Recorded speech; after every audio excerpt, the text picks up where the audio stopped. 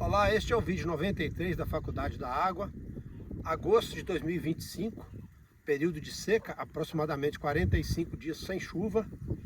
Estamos aqui naquela pequena bacia hidrográfica do vídeo 92, dando continuidade ao processo de demonstração do comportamento dessa pequena bacia em relação aos elementos hidrológicos.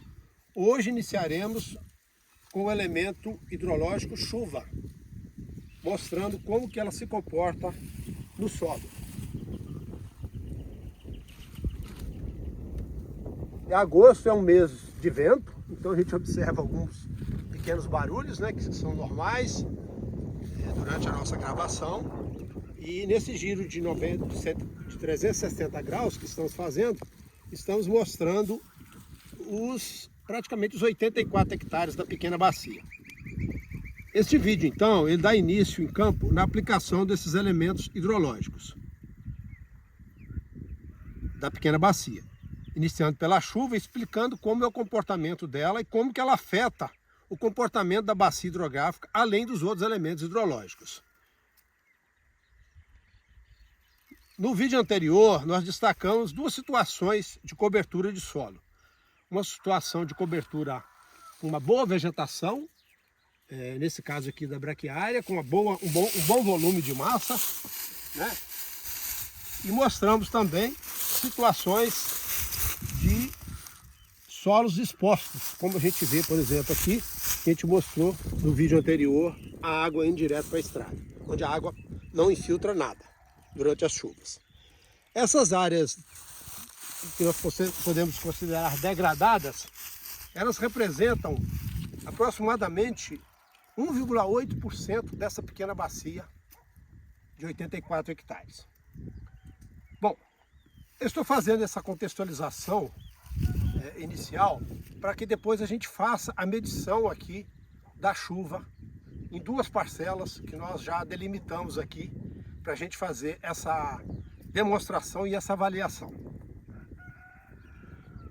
Nós devemos lembrar que o ciclo hidrológico ou a hidrologia aplicada à produção de água, nela nós colocamos em prática os elementos hidrológicos. E tudo começa com a chuva, né?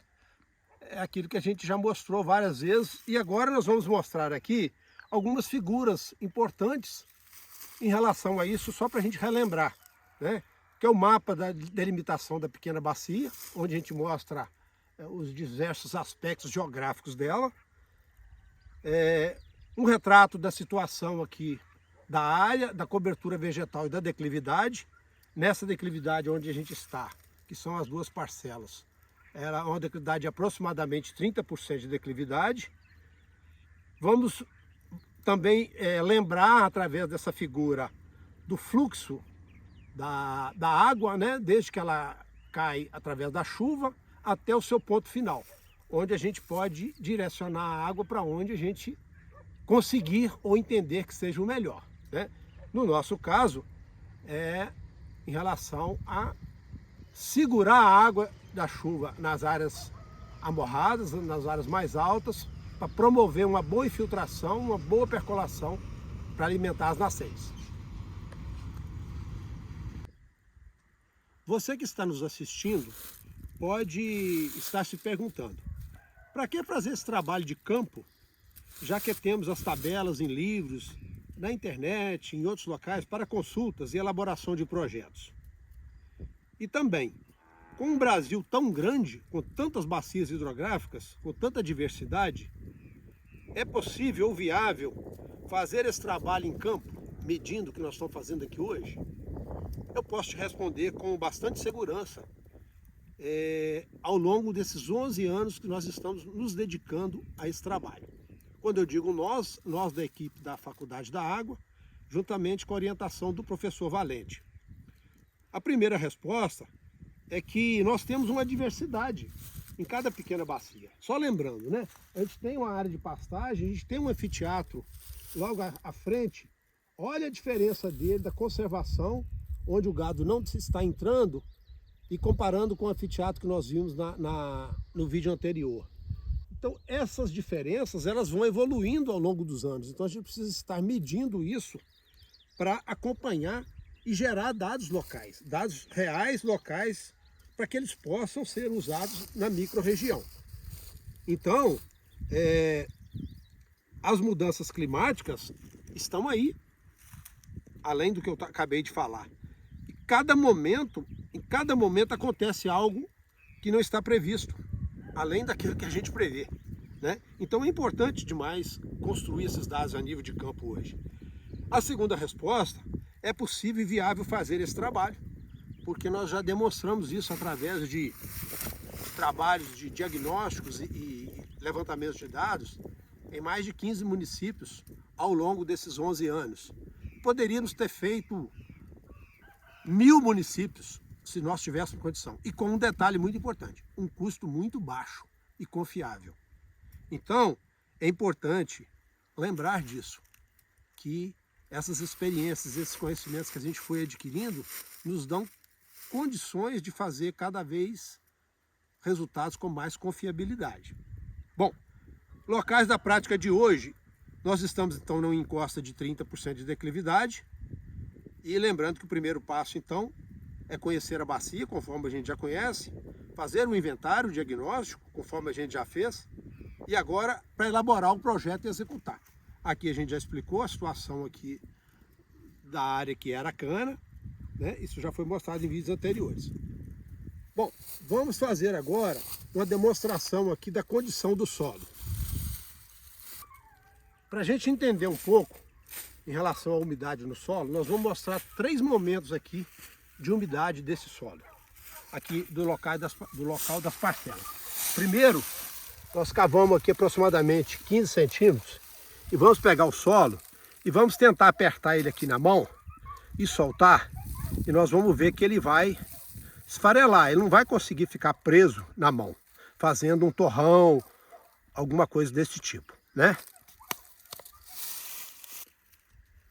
Agora eu vou pegar aqui a umidade desse solo, depois que nós jogamos 50% da lâmina de água que nós vamos mostrar ali, aqui dentro da parcela, né, com vegetação, e na outra parcela.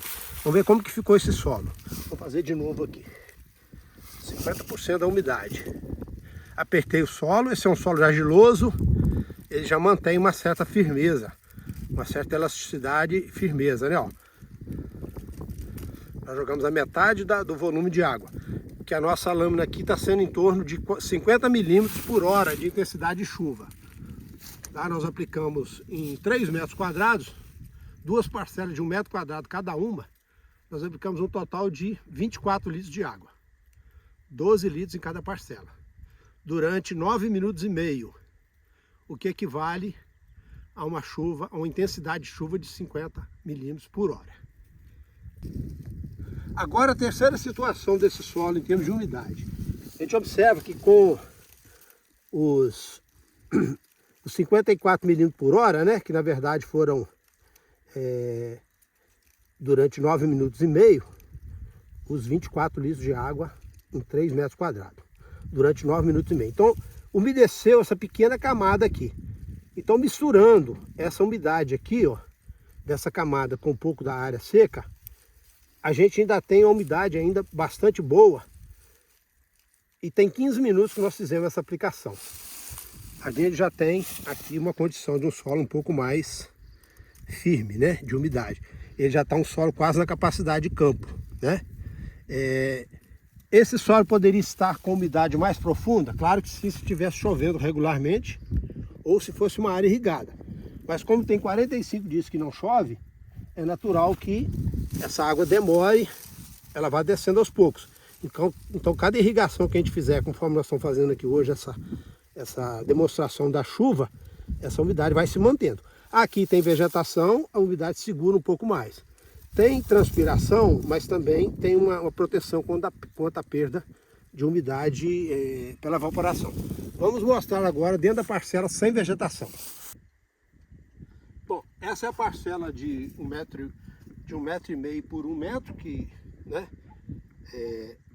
na verdade 1,5 metro quadrado, onde ela recebeu os 12 litros de água em 9 minutos e meio, correto? Que é igual a parcela com vegetação. O que a gente observa aqui? Como ela não tem vegetação, a gente teve enxurrada, né? Por outro lado, não teve vegetação segurando uma parte da água. Então olha aqui o que está acontecendo. Ela umedeceu uma camada um pouco maior. Que toda a água aqui, ela foi direto para o solo. Não teve vegetação competindo com essa água. Então ela tem uma umidade um pouco, uma espessura um pouco maior. Entretanto, ela vai secar rapidamente. A gente já está vendo, ó, tem 15 minutos que nós aplicamos. Ela já está secando. Lá vai. Então a gente tem aqui um comportamento da chuva em relação ao escoamento e infiltração, e lá na parcela de vegetação, com vegetação, outro comportamento, né? Imagina que isso foi uma chuva. O que acontece ao longo de um mês, ou de 2, 3 meses chuvosos? A quantidade de água que vai embora, né? O que é importante aqui, em relação ao que a gente acabou de mostrar aqui na umidade do solo e na plasticidade dele. É um solo argiloso, onde a última amostragem nossa aqui é um solo que já estava na capacidade de campo, né? A partir daquele momento, aquela camada que estava úmida, se ela recebesse mais água, ela iria direcionar essa água para baixo.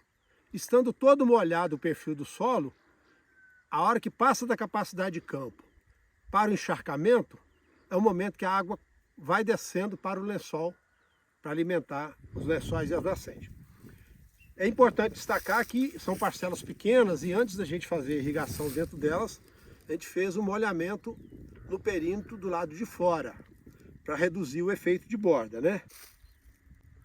Vamos reforçar aqui o que realmente nós realizamos em termos de números, né? Cada parcela de 1,5 metro quadrado, tá? Então, para as duas parcelas, no total de 3 metros quadrados, foram aplicados 24 litros de água durante 9 minutos e meio. O que a gente fez? A gente fez uma adaptação aqui nesse regador para a gente conseguir a vazão que a gente precisava para o que nós estamos dizendo aqui. Tá. Então, 8 litros por metro quadrado durante 9 minutos e meio, ou seja, 8 milímetros de chuva durante 9 minutos e meio. Se a gente jogar isso para a intensidade de chuva por hora, nós vamos ter 50 milímetros de chuva por hora, tá bom? Então, é uma chuva com grande potencial de provocar enxurrada, tá? Tanto que a gente viu na área sem vegetação o escoamento e viu aqui na área com vegetação que a tendência é a umidade descendo. Por que não causou enxurrada aqui?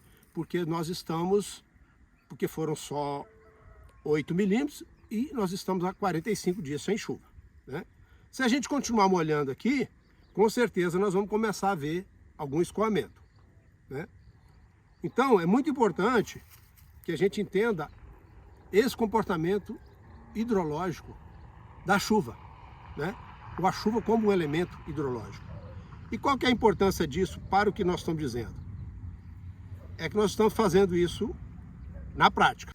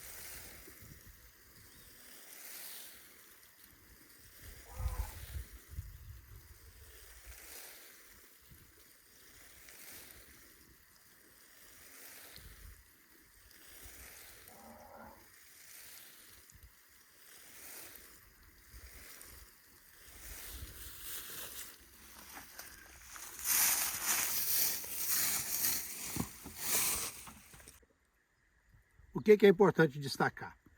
Que nós estamos explicando numa sequência, em números e cálculos, de forma bastante simples, e justificando a importância de fazer isso no campo, né?